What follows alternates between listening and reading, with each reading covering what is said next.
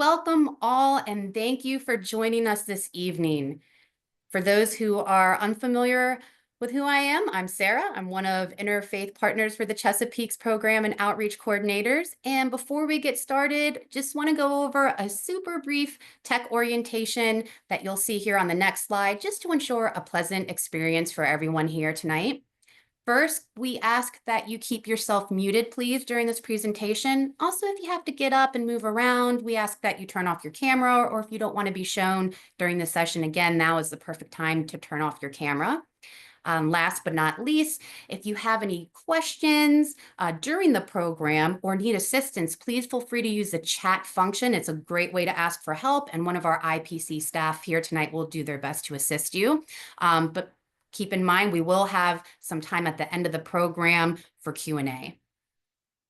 Next, we'll just go over some of the wonderful people I have the privilege of working with. This is all of my contact information. You can see me in the front second row. If you find yourself in this area and you want to reach out, you're looking for resources, please don't hesitate to contact me. Next, we'll take a look at our program lineup. And as you can see, we're going to begin with a land acknowledgement, and we'll have an opening reflection followed by some information about our organization for new folks in the room. And then we'll get to meet our panelists for an in-depth discussion for tonight's topic. Then we're going to follow with Q&A and close with a prayer. You're perfect, Rebecca. We can move right on to the land acknowledgement. Thank you. And now I would just like to take a moment to acknowledge this land and these waters that were stewarded by many who came before. And so please join us in recognition while muted. For today, we hold space for reflection on and gratitude for the land upon which we live and the local waters that support and nourish us all. We recognize that this land and these waters are beloved by many who came before. We reflect together as people of faith in response to the calling of our hearts to come alongside the original stewards of this land and these waters that sustain us all. And we seek to change the narrative of this story, our story, towards one of harmony with the gifts of creation and all living beings. We ask you to honor and learn more from their intimate connection, love, and appreciation of these sacred lands and waters. And this link that's coming into the chat right now is a perfect place to explore and learn a little bit more about the original stewards. Just bear in mind, it's just a snapshot in history that goes back roughly 10 to 15,000 years. And while many of us know there's way more of history in this area.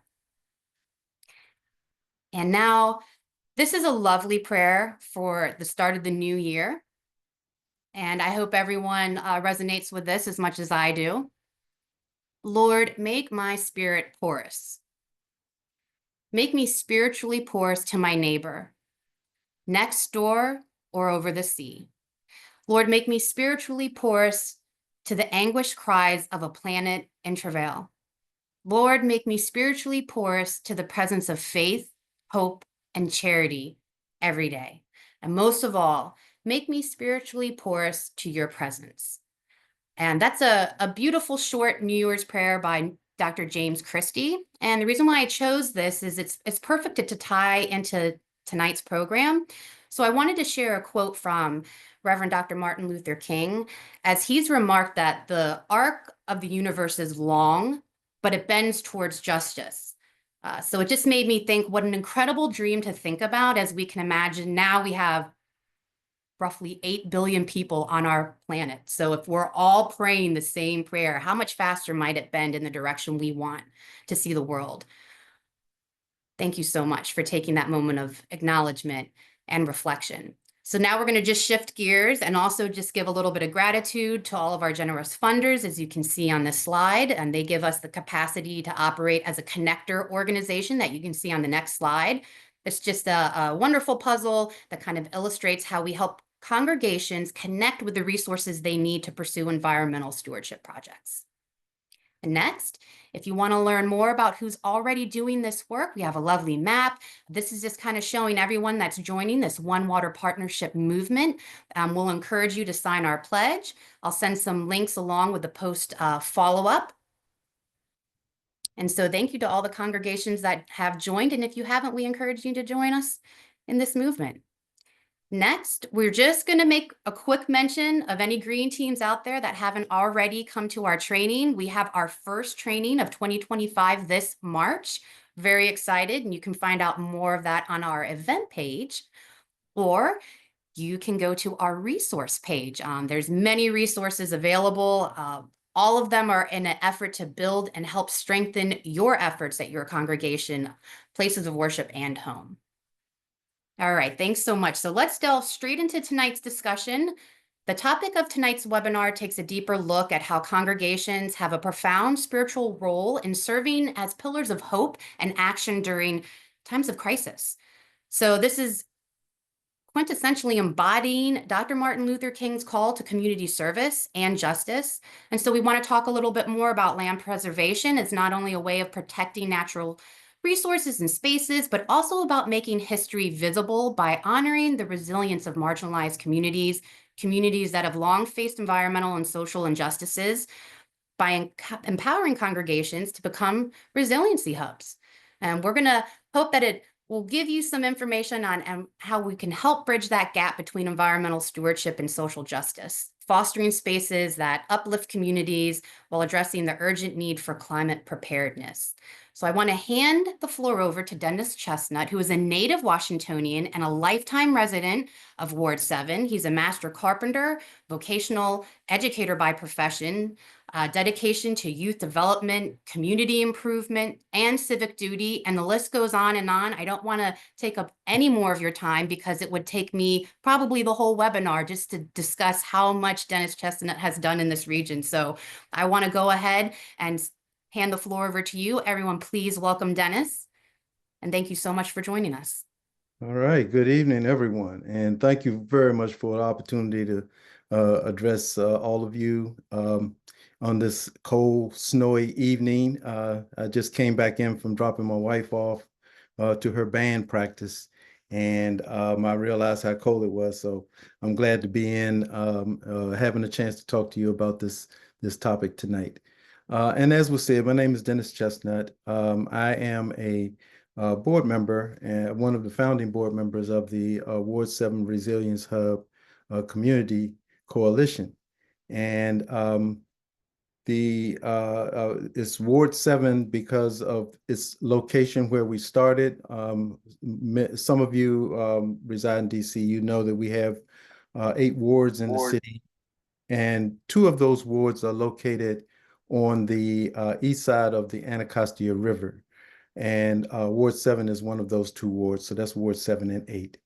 And we're located in far northeast Ward 7. And one of the reasons that we came together, the community came together to form this, what we call a resilience hub, is because in Washington, D.C.,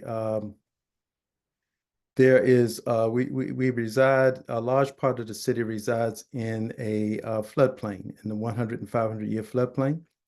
And in this particular community where we're located, 75% of the residential properties and properties in general that are located within those floodplains are located in this far northeast part of Washington, D.C. So flooding is one of those serious challenges that we had to mobilize and come together around to address.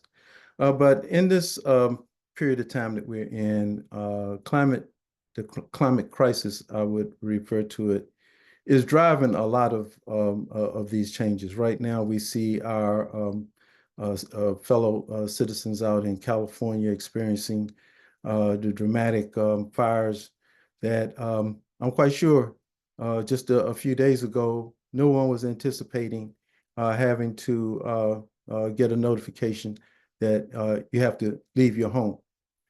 Well, this is part of why we're building the capacity, or working to build the capacity of our community to be in a position to be prepared to deal with whatever the disruption may be, but also to be able to respond to and then, of course, recover from whatever that disruption may be. So I'm going to go ahead and move directly into my slides, and we can take a look at those.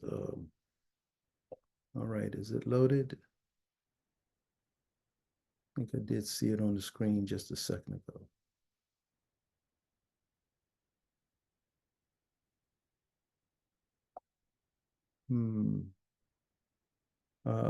Let me see again. Okay. I don't seem to see the slides. I'm going to ask for some assistance, but I'll keep talking while we try to get that loaded up. So at any rate, we started this process about in 2017. We experienced some flooding, which had been frequently in the area, but we approached our city, our municipal government, about helping us with this issue, and our Department of Energy and Environment responded, and there it is. Okay, so our Department of Energy and Environment responded, and what we did was we were able to get some support, technical support, that led us to forming what we call the build towards forming what we call a resilience hub.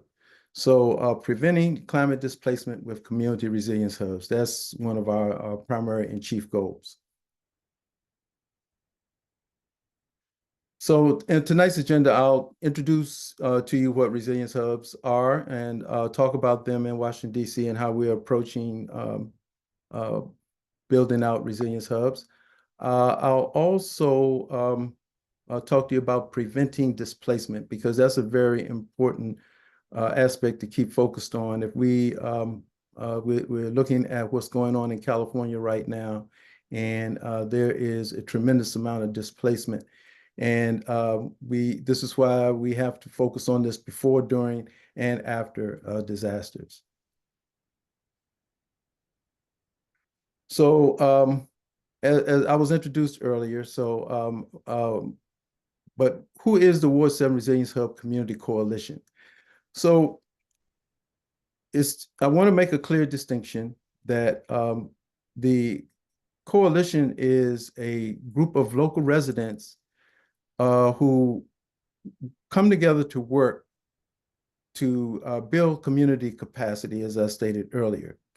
The coalition doesn't actually operate the resilience hubs. The resilience hub that we have stood up is operated by and in a community organization called the F.H. Fauntleroy Community Enrichment Center. So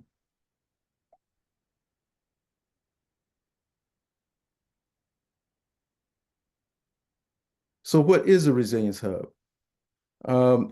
If I pose the question to everyone in the audience this evening, for example, if you received a notification that you needed to, that the area is being evacuated, what would you do?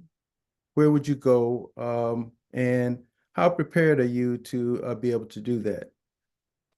Ask another question. We just recently had experienced snowstorm. Fortunately, it's not as big as some storms have been. But in the event that you were not able to leave your home, you had to shelter in place. Are you prepared to be in your home for at least 72 hours? Do you have the things that you would need to be able to operate and function? So these are some of the kinds of questions that is very important for us to keep in mind as we focus on this whole effort of resilience. Okay. So what does a resilience hub do? A resilience hub focuses in 5 primary areas. programming, design, operations, communications, and power. These are key aspects, and even though general geographical characteristics may change, and also the various kinds of disruptions may change from one area to another, but one of the things that's important is that we focus in on these key 5 core areas. Programming, which, as you can see, in a normal or steady state situation like we're operating in now, we call that blue sky. And then when the actual disruption takes place, the programming moves into a different mode, and then the recovery phase is what we have to do to come out of it. Just to make a point of one thing that I heard today that we had discussed within one of our Resilience Hub workshops was the whole issue of insurance. There is I heard a very disturbing thing today of how many people that are in California experiencing the fires. Their insurance policies were canceled, or either the premiums were increased. And the same thing is happening in other areas. I mean, in Florida, it's almost impossible to get flood insurance. So these are things that also we've been able to bring to the attention of the community and to start working on and addressing those as we move forward. Okay. So what does a resilience hub do? We provide essential services. Pretty much, I was listening to in the introduction talking about the green team programs. You basically are operating, the green teams are operating to a certain extent as resilience cohorts. A resilience hub, though, is not necessarily a shelter, but it is a place where the items that you see listed here would be things that would be available. So it's pretty much making sure that the resources that are necessary are available. Water, ice, restrooms, if you need to come in and charge your phone. I know this summer when we had that extensive heat wave, a place where you can come in out of the heat and cool. Communication is very key and important, and other services that would be involved in operation out of a hub. Food storage, elder care, medical support.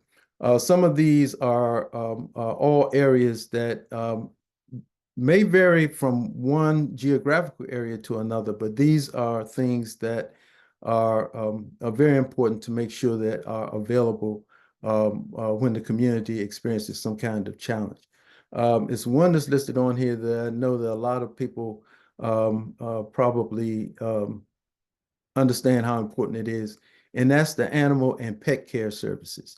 And I really found that out when here in Washington, D.C., we experienced a flooding situation in the central part of the city where an animal shelter actually flooded, and people lost some pets. So we include pet care services in our planning as well. So what does a resilience hub do? We also, as you see here, this is just a schematic showing the importance of the things that we include, those principles that I spoke of. Communications, outward communications, and also being the repository of people being able to know where to reach in order to gain information. So communications is a key component. Resilience power system, backup power, alternative energy is one of the things that we are working very hard in the community to increase. As a matter of fact, we're working to establish what we call a microgrid. And we have the support of our city's Department of Energy and Environment, and we're going to really try to be a model for how that could be done in various other parts of the city. And resilient design. So first thing about a resilience hub, it should not be located where it's in direct it can receive direct impact from something like flooding. So actually determining the locations of that hub is going to be very important. But then that hub needs to be built out with or reinforced with certain components that would make it actually be able to function in an emergency as an emergency operations center in a actual disruption mode. And then programming. This is one of the things that happens every day, whether there's a disruption or not. We have a program that we've implemented working with the city called the a Community Emergency Response Team. We train community members in first aid, AED, emergency recovery, and other kinds of preparedness skills that will be important in the event that something actually takes place. So this is a picture of the first resilience hub that we've opened here in Washington, D.C. This is the F.H. Fauntleroy Community Enrichment Center, and this is D.C.'s first resilience hub. One of the things that is very important to keep in mind, sometimes a municipal facility is not necessarily the best location for a hub. Even though they have a role, the municipal facilities have a role in the whole resilience process. But you have more flexibility with a center like this Community Enrichment Center that is already familiar with the community. It has, programming for all of the various age ranges from youth to adults and seniors especially. And it just so happens that this hub was selected rather by the community for a number of reasons. And one is this hub is located on the ground floor of a 5-story apartment building. So it has somewhere in the range of 5,000 square feet of space to operate in. And so we're fortunate to be able to, have a place that people already are familiar with, but has the ability to be built out and expanded. We also, the hub operates as just what is called a hub, and we asset mapped all of the various other assets within the community. Where are the recreation centers, the schools, the public safety, such as firehouses and police stations? Where's the health facilities, clinics, and things of that nature? What about food distribution? Just so happens this particular location has a community garden directly across the street from it. One of the 5 community gardens operated by our Department of Parks and Recreation. So it has a food supportive mechanism already in proximity. So these are some of the things that are important in reference to building out this hub. Okay. This is a photo that was taken. This is some of the planning that was underway by the community members. Now, I want to point this out in the process. We were able to, once we were able to get the commitment, the technical assistance from the city to actually start this process, we recruited community members, and we tried to make sure that we had a very diverse group of people from different sections of the community. We wound up with about 20 residents participating.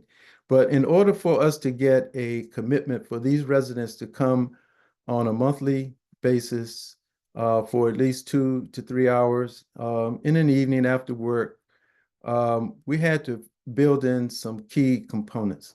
So we wound up acquiring resources to provide stipends for the community members. It's not that we were paying them to come, but when you think about the community members' time, this is valuable as those municipal employees that were also coming to work with us through this process. They were on the clock. They were on the payroll.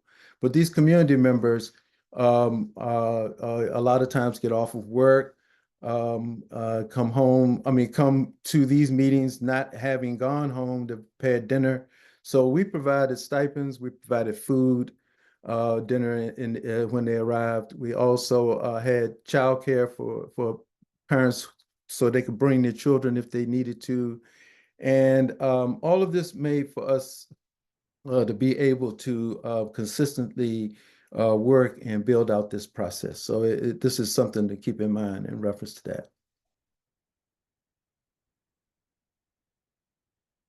So how we build we build a community during the steady state period when everything is in its just regular everyday functions. We establish partnerships in the community with community serving organizations, and individuals provide programming. So this is very important. A lot of times people don't realize that you have a lot of champions right within the community that all they need is the opportunity to be reached out to and pulled into the process. We also provided, and we still provide, we do workshops on flood risk, on heat, on air pollution, a number of topics. We're just working to build the community's capacity, one, by informing and educating the community about the climate change, climate crisis, but also on how they can adapt, and then the things that they can do to mitigate the things that we are, the challenges that we are approaching. So this is basically the timeline. As I stated, we started this process in 2017, and with a great partner, municipal partner, our Department of Energy and Environment. But we formed this equity advisory group of community members, but it also wound up including our local advisory neighborhood commissioners, representation from that, which is our first elected level of representation at the community level. We also had folks from the local school. We had just a very diverse group. But as you see, we have moved to the point where we established that initial resilience hub, and then we realized that we needed to form into a real governance structure if we were going to do what was being asked of us in other parts of the city. So we formed the Resilience Hub Community Coalition became a 501c3, and it has enabled us to access additional resources, but also be able to do the work in other parts of the city as well. So at this point, I want to not go too far into the discussion, because I know we're going to ask questions at the end. But at this point, I really want to see, let me go through these next couple of slides, and then I'll end my part of the discussion. So this is a map of Ward 7, and mapping is one of those things that's very important for every community to do. This actually shows the tributary on the right-hand side of the screen. That is Watts Branch, which is the largest tributary that feeds into the Anacostia River in Washington, D.C., and it runs right through Ward 7. So that's the Anacostia River that you see, the larger blue, but that illustrates why we are located within this floodplain. Okay. And we will not go through the stressors at this point. We will, okay. And we're not going to take the Mentimeter. Now, this would be a great time if we had more time for you to interact and get engaged, but we're not going to do that for the sake of time this evening. But again, preventing the displacement is really very important. And a large part of that is also one of the things that we really emphasize when we do the various workshops. One is preparedness. How many of you actually have a um, have your important documents where you could, if you received a notice and you had, just a matter of a few hours to, uh, do you have those things, or maybe even less than a few hours, but do you have those things ready to go? I mean, those very important documents. Fortunately, nowadays, we also have the benefit of technology where we can photograph and video things because I guarantee you those folks in California right now, it would be almost impossible to describe, their homes, and in the insurance situation, having that information would be very important. So this again is what I discussed earlier, and that is what we call the disaster life cycle. Okay, so preparedness, disruption response, recovery, and then we work on mitigation so that we won't experience the same things over and over again. Um, Mitigation is also includes things that I'm sure many of you are involved in, such as stormwater management. Here is a rain garden located on a property, and we fortunately have a very good program here in the city. But this is part of the mitigation, and these kinds of activities we encourage and build stewardship among our community members and residents by getting involved with these kinds of activities. And having uh, prepared the kits. The kits are very important. We do a whole workshop on build a kit, and that's what we call the build a kit. And I won't go into the things that the kit includes, but on our website, you can actually see. As a matter of fact, one of our board members who's working on the food insecurity aspect of things has developed a list of food resources, and this thing has grown to about 3 pages where food is distributed, where food locations are. I mean, it's really tremendous. But this is the kind of thing that is very important for communities to come together and do. So at this point, I'm not going to go any further through the rest of the slides because I do have a co-presenter on another topic. But I look forward to being able to maybe answer some questions at the end for anyone who has them. And I thank you very much for the opportunity to present to you this evening. Thank you so much, Dennis. I appreciate all of your extensive knowledge, and I feel like we'll have to have you on again because there's just such a plethora of things to talk to about people. So thank you for being so gracious. And in the interest of time, as mentioned, we still have another wonderful keynote speaker. I want to hand the floor over to Phyllis Joris. She is a lifelong community advocate who's currently located in the Baltimore area to talk about an incredible program. And I'm just going to give Phyllis a moment if you want to go ahead and unmute. I'm Yeah, going to try to find you. Thank you. Perfect. Great. Yeah, I want to spotlight you and give you the floor. This is an amazing program. This program works to protect land, open spaces to improve stormwater management, buffer streams, provide critical recreational opportunities to get folks outdoors and loving their community. Phyllis, I will let you just go ahead. Everyone, please welcome Phyllis to talk about this wonderful program. Thank you, Sarah. Just want to make sure, can you see my first slide? Looks great. Okay. I'm not used to using Zoom, so please tell me if I'm not doing it right. Yeah, my name is Phyllis Joris. I'm the Executive Director of Neighbor Space of Baltimore County. I have my contact information at one of the later slides too, so in case anyone wants to reach out. Since you all might be from all across the Chesapeake watershed, I just wanted to take a couple of slides to situate us. We're in Baltimore County. This is a map of Maryland and its counties, and the county in red is Baltimore County. most of you might already know, there's only a few cities in the US where this is the case, but Baltimore is an independent city. So the city and the county are two separate jurisdictions. Just want to point that out because that does have significant impact on how we work. There is a land trust in Baltimore City, Baltimore Green Space. Some of you may be familiar with them, who also does, they also do amazing work.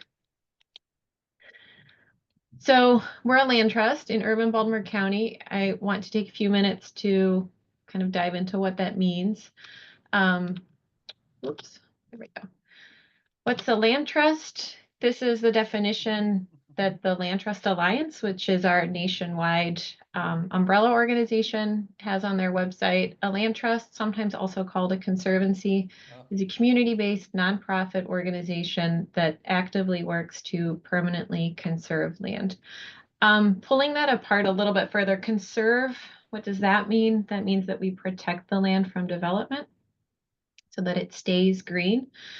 And that word permanently, I think, is also important. We do, when we conserve a space, this is true for any land trust, when we conserve a property, that is for forever. So just to, we're in this business. You were preaching, you sent me a link to a sermon, and I went there and there was video, and then all of a sudden when you were preaching, the video dropped.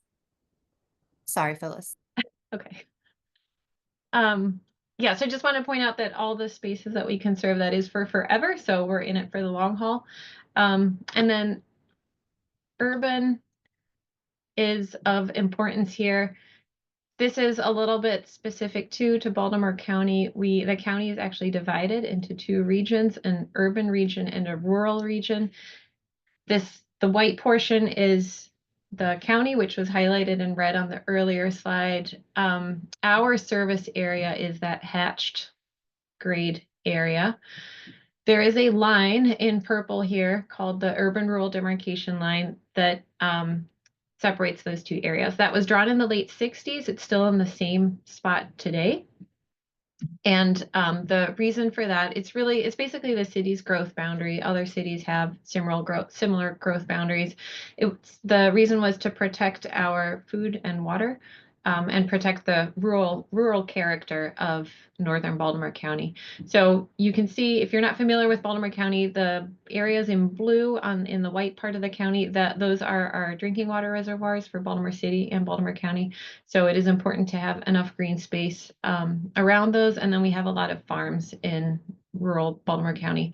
So that line has actually been really effective. It's pretty obvious when you drive across it. For those of you who do sometimes drive from Baltimore City out into the county, the line has been really effective. Rural demarcation line has been really effective at keeping that character separate. So we have this interesting paradox, I think, in our work, that we are trying to conserve land in the part of the county that is by definition slated for development. So this is the area of the county where we're trying to concentrate development. And here we are trying to protect green space. So it's about 90% of Baltimore County residents live in our service area, just to give you an idea of how different those two areas look. So why do we need a land trust in urban Baltimore County? I think everyone here on the call is environmentally minded, so I'm not going to spend too much time on this, but sometimes I do need to explain to people that yes, actually, we do need a land trust in urban Baltimore County. There's quite a few environmental issues that we deal with here. Lack of access to open space is an obvious one that we try to address. On this map, it's a heat map, basically showing access to green space. The orange and yellow areas, everyone living in those areas does not have access to public green space within a 5-minute walk. So you can see there's a lot of urban Baltimore County residents are not able to walk to a natural area.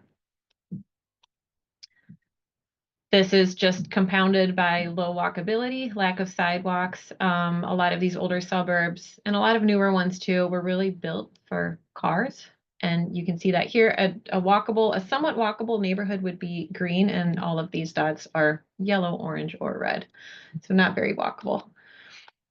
And then most of our watersheds are polluted. The orange watersheds here are the healthy watersheds. And as you can tell, our service area, every watershed in our service area is impaired for nutrients, sediment, or both. And then we also have environmental justice issues to address. This map is from a 2011, so it's outdated, but it's from a 2011 Baltimore County report. It's looking only at water quality, so we're not even looking at air quality or other environmental justice issues here, just water quality. And you can see our service area again is around that beltway, which is in black, and then up some of those corridors, a good portion of Neighbor Space's service area is at risk for EJ conditions related to water quality. So those are all issues that Green Space can help address.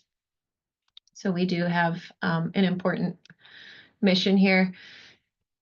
This is our mission as it is on our stated on our website. We work to enhance the livability of communities inside the URDL. The URDL is that growth boundary, the urban-rural demarcation line. And we do that by protecting, improving, and stewarding land for small parks, gardens, trails, and natural areas. So livability here is the sum of factors that contribute to a community's quality of life. So as you can tell by our mission, we're not just looking at addressing environmental issues. That social component of our work is baked into our mission. So that's really very important. That community focus is baked into every aspect of our work. So as I shared, how do we do this? We protect, we restore. By restore, I mean enhance, improve. So that could be removing pavement, that could be removing invasives, planting a meadow, planting trees, those environmental components. It could also mean bringing in some social amenities, benches, a trail, a little free library, a playground, that kind of thing. And then steward the land. Steward, I use this word broadly in the sense of hands-on maintenance. So yes, we're in those spaces weeding, we're planting trees, but we're also programming. We're also co-hosting events together with our community partners to get people outside. So stewardship is a mix of maintenance needs, again, environmental needs, and more social needs programming. And we do that, like I said, through a community-driven process. So I like to summarize that by saying that we protect land for people. It's a lot shorter. Right now we protect 100 acres. Those are spread across 21 sites all around our service area. 11 of those, that might actually be one or two more at this point, but 11 of those have been restored with green and or gray infrastructure. So you can see in the photo on the bottom, we have gray infrastructure in this park, a bench and a trail, and green infrastructure. It's a little bit harder to see, but we have a rain garden in there, a bioswale, and pollinator gardens. We do use a custom GIS mapping tool to assess when we're looking at new properties, to assess how well a property can address our goals. So that's a key component in how we go about protecting land. And then we do this for the people. So like I said, we have a community-centered approach that goes for the conservation, the restoration, and the stewardship. We do everything together with our community partners. We often call them stewardship partners too. We offer a wide and growing range of programs. That's educational programs, hands-on programs. We're weeding, staff and board members will weed side by side with community members, and then social, purely social events too. So like the photo on the bottom right is a community cookout that we co-hosted with our stewardship partner there. We spend quite a bit of time helping communities build capacity. Maintaining, stewarding a park takes a lot of capacity. So that goes from writing grants together to hosting training sessions, and then providing resources such as maintenance manuals. Covers a lot of activities. We've built websites for partners in the past as well. A relatively new venture that I do want to talk about a little bit more later if I have time, because it goes well with today's topic. We've been highlighting local history a bit more. So we've worked with communities to host tours. I think one of our tour guides is here tonight, Nancy Goldring. She's a stewardship partner of ours in historic East Towson. She took us on a large group of people on a walk through historic East Towson to tell us about its residents.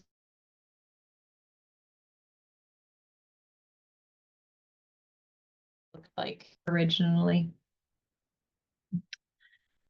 Can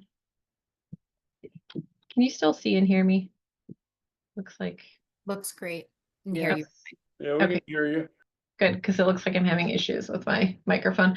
So I want to just show you what these sites look like. They all look very different. So this is a map of our service area. Again, the green lines just show the different county council districts. The gray line is the urban rural demarcation line. So our service area is inside, and the blue dots are all of our sites. So these pictures, I know they're going to be a little bit small, but just to give you an idea of what our sites look like. This is Carol Watkins Park in Woodlawn. There's some really fun artwork that's made by the neighbor who lives in that white building on the right. It's one of our smallest sites. Tollgate Wyndham is a wooded site, has a stream running through it in Owings Mills. There's a high school and an elementary school adjacent to it, so that gets a lot of use from young folks. Adelaide Bentley, this is Nancy's Park, who's on the call with us today. I picked a wintry scene for today. It's a smaller park in historic East Towson. This is also the neighborhood's only green space. Ridgely Manor is your more traditional park. I think it's got a playground, picnic benches, a sidewalk. It also has large meadows. We planted a bunch of trees recently. This one came about because a gas station up the hill had residents found out after years had been leaking. So there were actually, I think, 12 or 14 homes that were raised, and the community was given a choice, and they opted to have a park built in that space. It's very well used. There's always kids there outside school hours. A very busy park. Our largest property is Bowles Neighborhood Park in Middle River. Gorgeous property. There's a stream running through there. Healthy forest. We counted 21 native spring ephemerals on an April walk last year. I'm very excited about that personally. Very pretty park. And then Chestnut Park is our newest, is our baby. It's our park in Turner Station in Dundalk. This is a smaller park, very prettily, very nicely landscaped, and very well maintained by a few loving neighbors. Leviticus Woods is in Catonsville, also forested with a stream. This is a photo of kids rock hopping, I think, last summer. And then this is one of our easements in Pikesville, also a stream running through it. So they're all unique. They all kind of reflect the character of that neighborhood. I think they're all beautiful in their own way. But they do have one thing in common. They all serve as community hubs. So different kind of hub than Dennis was telling us about earlier, different kind of resiliency that it provides. But I wanted to share photos from those same sites with residents in action. So down in, let's see, where'd it go? So Carol Watkins, this is a photo from a wine and weeding. We try to combine work with fun. So that was a wine and weeding event we hosted a while back. In the top left, Tollgate Wyndham, kids on a herp hunt. We partnered with the Herpetology Club at the Natural History Museum and found a gray frog who was still very much frozen, hopefully frozen enough to not have minded all the coddling by the children.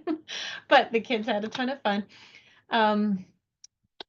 And then Adelaide Bentley on the top middle here. This is Nancy's Park, who's with us today. She runs a summer camp in July and August and brings her kids out to the woods to get some fresh air, and it's often cooler in there too than elsewhere in the neighborhood.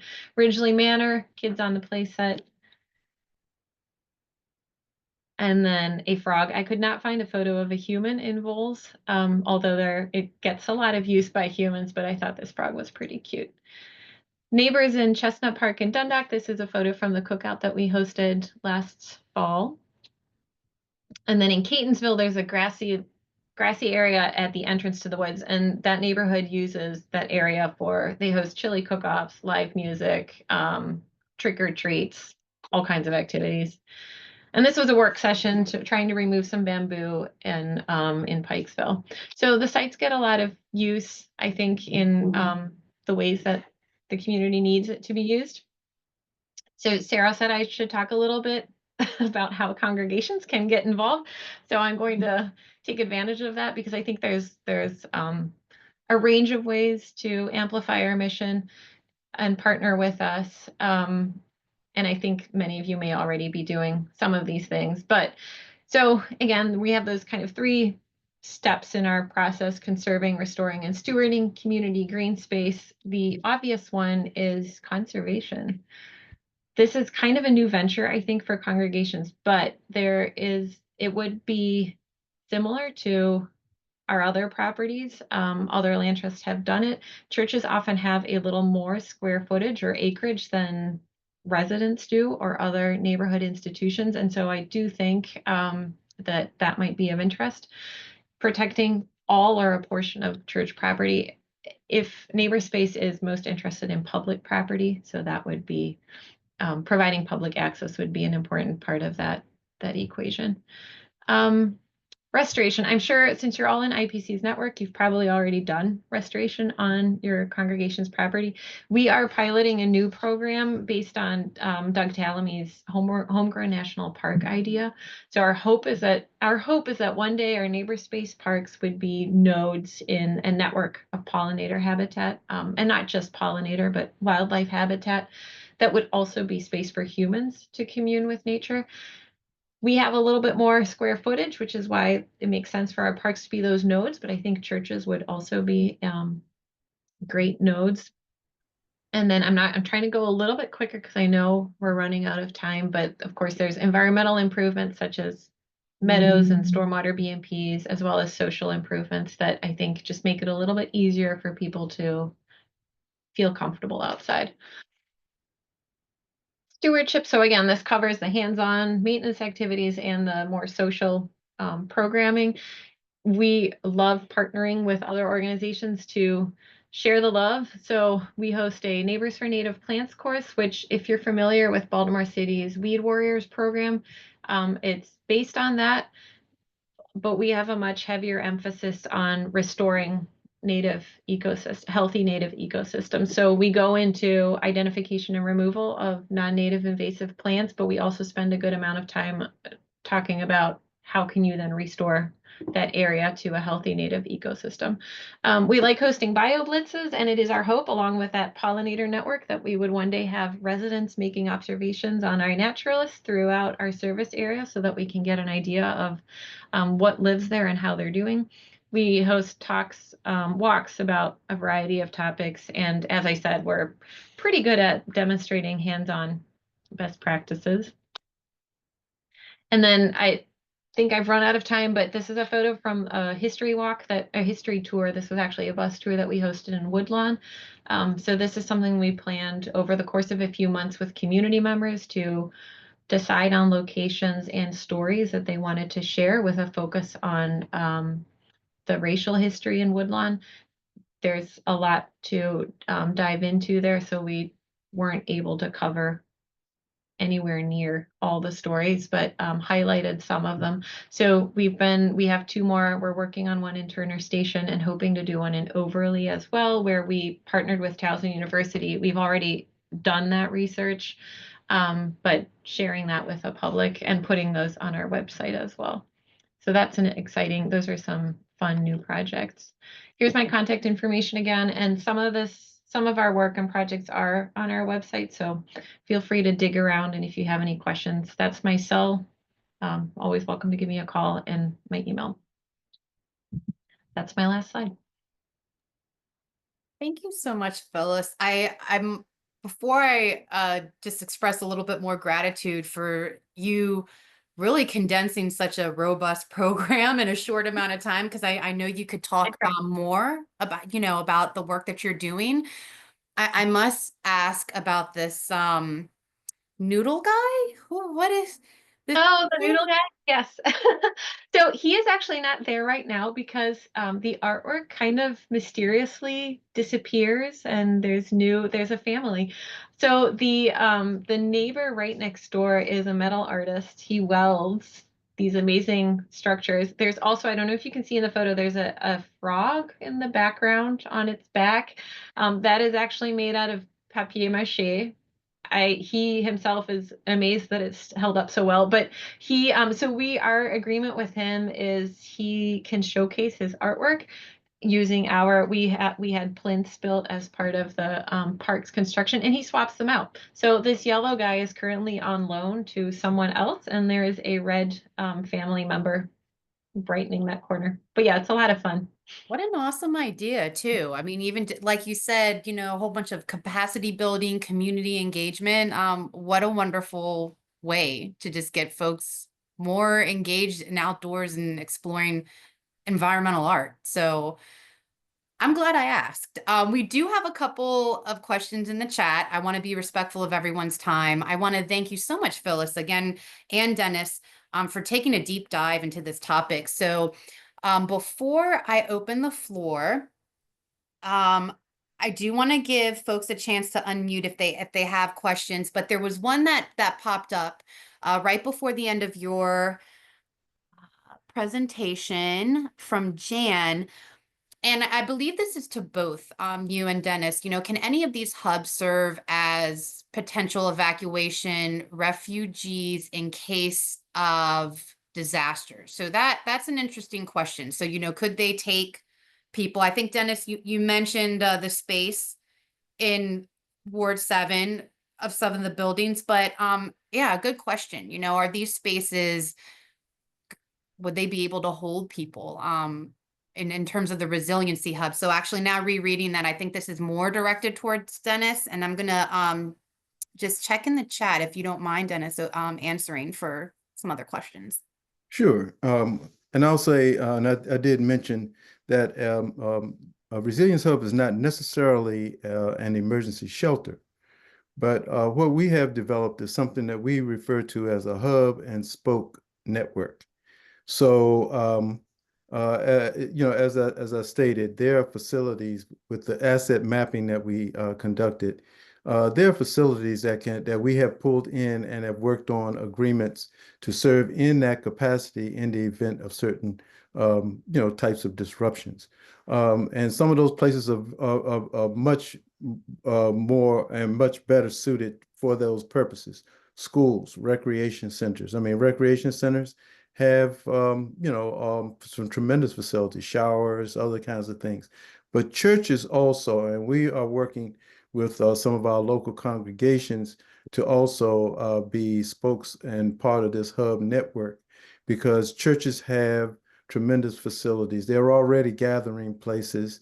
And so what we're doing is working with these churches to get solar, if possible, installed, backup battery, backup power generation, and then get them we work with them to develop a operations manual so that in the event of a disruption, they also can go into an emergency operation mode. So, but they can serve in any capacity that the community dictates and determines that they need the hub to function in.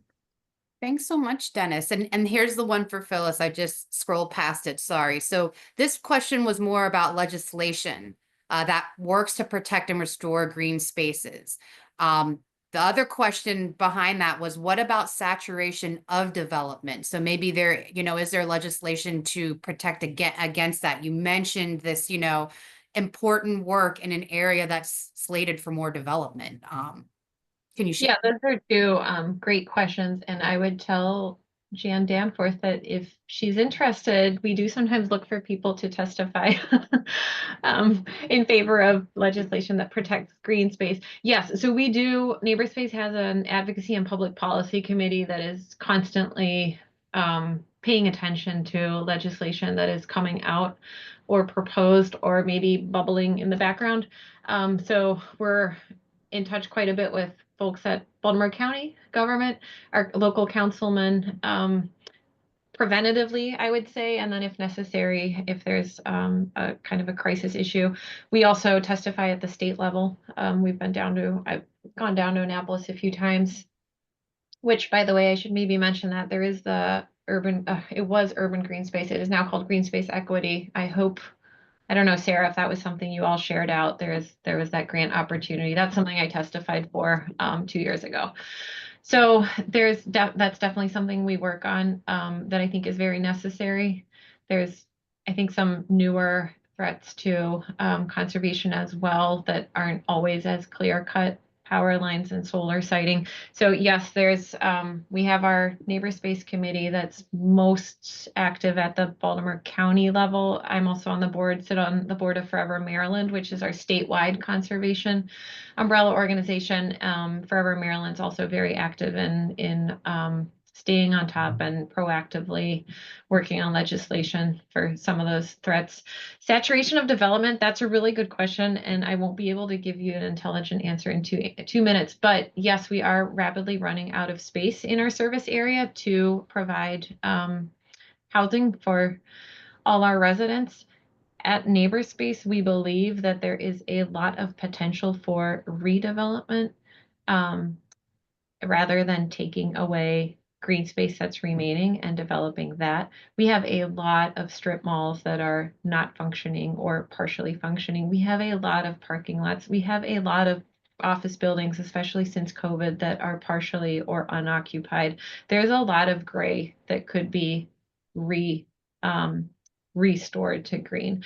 So I think that's part of the advocacy work that we do, is pushing back a little bit against that. Let's develop a green space, but hey, could we maybe put some mixed use development in this old shopping mall that's never used? So that would be my really short answer there, but that's definitely a concern. I appreciate that, Phyllis. I actually have a couple eyesores around my area that are abandoned as well. And I always think about, how is that going to be redeveloped? But I do want to be mindful and respectful of everyone's time. If our keynote speakers are so gracious to maybe stay on for 1 or 2 more minutes to answer one more question, but I'd like to go ahead and close the program. We always open and close with a reflection. And this is a very appropriate prayer for the winter time. If we could just share the prayer slide, Rebecca, when you have a moment. And I'm also going to, for all the folks that joined a little bit after or during, please tell us what you thought about tonight's program. We value your feedback immensely, and it helps us improve. It also gives us ideas for future topics. So the link is in the chat. Please feel free to open that up and tell us what you think. So as we close tonight's program, we just want to be reminded and give thanks to God, for the God of all seasons. The winter months are hard for those who cannot escape the cold. And I cannot clothe the world, but I can offer this prayer to those who are without 4 walls to protect them from the season. May this prayer find those who struggle to fight the cold, that they may feel the warmth of your love wrapped in arms around those who struggle. Let me do my best to follow that example. Amen. And thank you all for joining us this evening. Is there a question if someone wants to unmute? I'm just scrolling through the chat. So if we didn't get to your question, please rest assured that the answers will be provided in the follow-up. But yeah. Does anyone want to? I just want to say real quick, we're talking about redevelopment and strip malls. That park with the artwork and the white building that's next to it, that was an old high store that the artists live in. And that park with the artwork, the noodle guy and everything, that was actually a parking lot.